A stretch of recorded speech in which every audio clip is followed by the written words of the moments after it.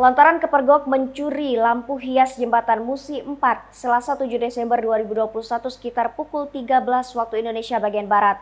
Pelaku Henry alias Endik, 25 tahun, warga Jalan Slamet Riyadi, Lorong Sei Jeruju, Kuto Baru, Palembang ditangkap unit Pidum bersama anggota Tekad 134 Satreskrim Polres Tabes Palembang.